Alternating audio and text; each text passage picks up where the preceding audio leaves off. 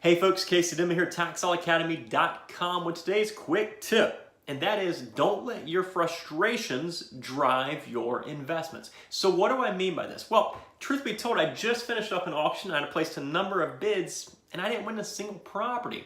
And I've attended hundreds and hundreds of auctions and I've placed thousands and thousands of bids. And a good portion of those, I didn't win the properties. And it's just natural to have a moment of frustration. A piece of property you researched, you've thought about, you've calculated your profit, whatever the situation is. There's always going to be a moment of frustration if you don't win that piece of property. It's only human. But the idea here is to move on from that frustration as quickly as you can and forget about it. Don't worry about it.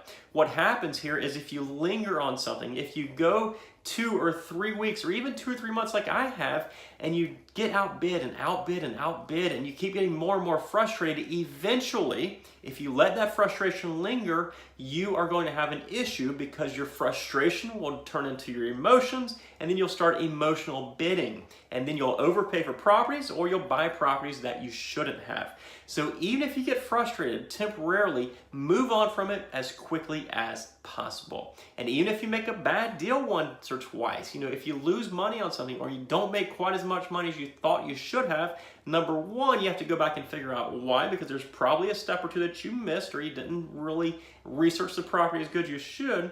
But number two, move on from that. Don't allow it to make you a timid investor. So be patient and don't let your emotions drive your investment decisions. Use your stats, use your research, use all the stuff that we teach in the Tax Law Academy. That's it for today, folks. For more information on tax law investing, head on over to TaxSaleAcademy.com. Take care. Bye-bye.